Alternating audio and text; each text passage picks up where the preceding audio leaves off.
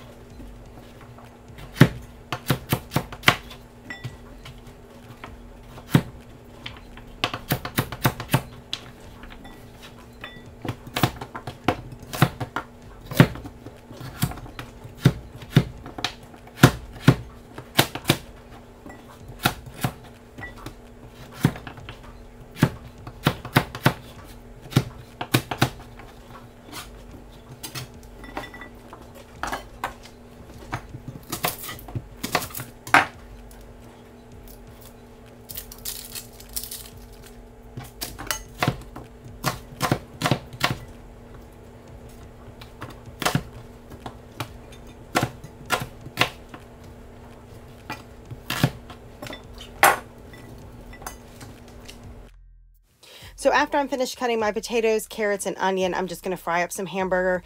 You can do this by putting the hamburger in the crock pot without being cooked and let it cook all day long. I have done it this way and I have done it that way. Both ways they turn out fine. I just went ahead and cooked it because I was doing this on Saturday and I had time to go ahead and cook the hamburger first. But either way is fine. It doesn't matter. I am going to go ahead and season that with some salt, pepper, and then I think I used Kinder's The Blend, a little extra added garlic powder, and then the fire roasted garlic seasoning from Kinder's also.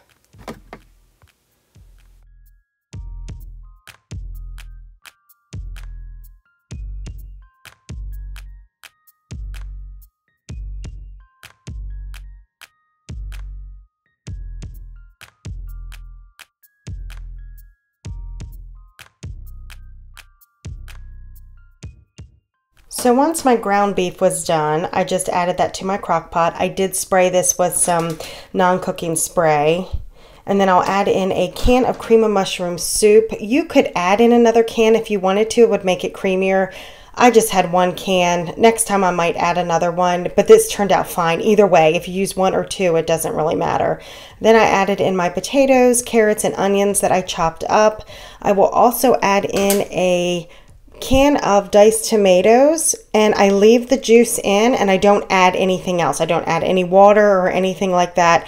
As it cooks in the crock pot, it will produce its own liquid, and I feel if you added water or anything like that to this, it would just make it too liquidy. And I wasn't trying to go for that. I was trying to go for like a beef stew, and this really was like a beef stew but with ground beef. It turned out really good. So at the end, the only thing I serve it with is some cornbread. You'll see my husband's plate, and he wanted sour cream and jalapenos with his. This was so easy and so simple. I definitely recommend this one without a doubt.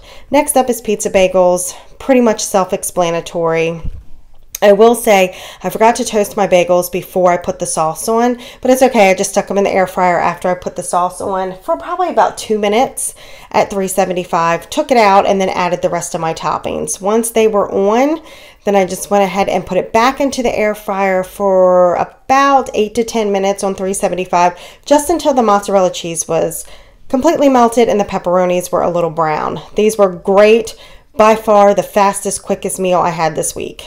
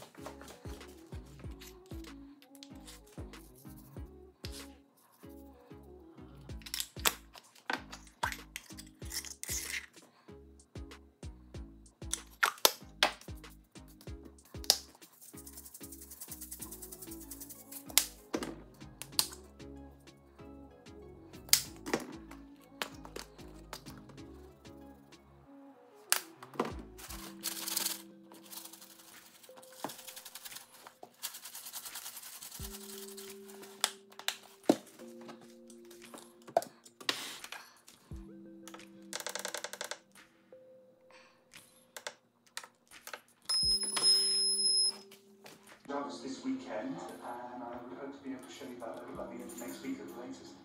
Yes, of course. Bye now.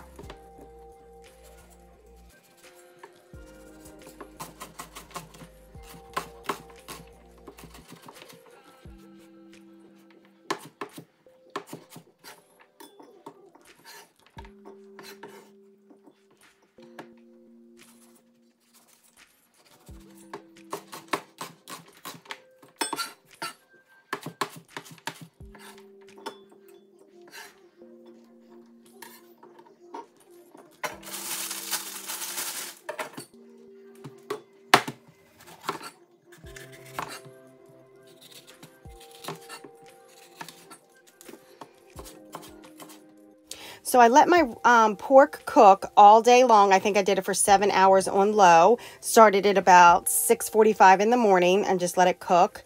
I went ahead and cut up some yellow pepper, red pepper, and onion to go in with the stir fry. So once I get that all done, I'll cook that in the pot. Then I will take my pork and pull it off the bone, and then I'll take my peppers and onions out of the pan, use that same pan, and I like to put my pork in there and crisp it up a little bit to use for the stir fry, and then I'll serve that all on top of white rice.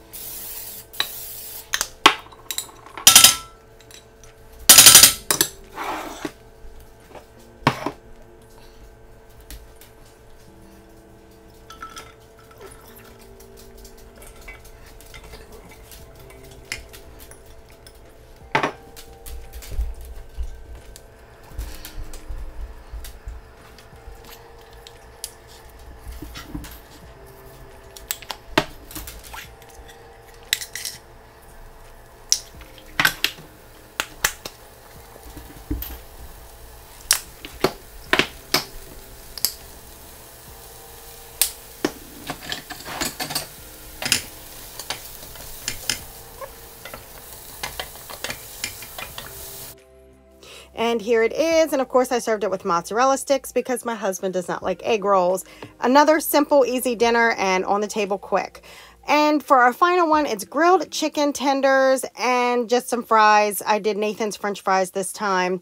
All I'm going to do is take a chicken breast. I didn't have chicken tenderloin. And to be honest with you, I would rather take my chicken breast and cut it up into like the shapes of chicken tenderloins.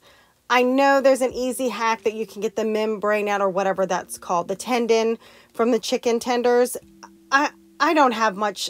It's a pain. I'm not going to lie. It's a pain for me. It might be easier for other people, but it's a pain for me. So I would rather cut my chicken this way and eat chicken breasts cut up like that.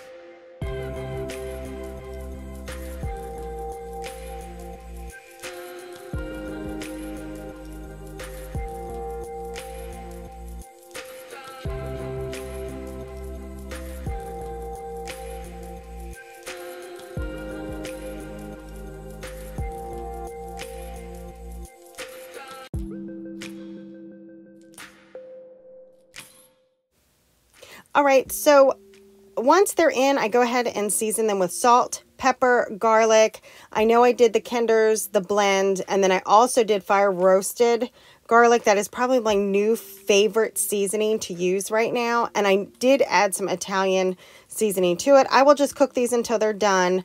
You'll see me try to pull one up and they're still sticking to the pan. So I know they're not ready to turn. When they're ready to turn, they just release. So That's how I know that they're done on one side. But here's the finished product. I just served it with some fries, Chick-fil-A sauce, and I had a little bit of a crab pretzel that I had made the night before. All right, guys, thank you so much for watching. If you like this kind of video, please comment, like, and subscribe. And as always, have a great rest of your day, and I'll see you in the next one. Bye.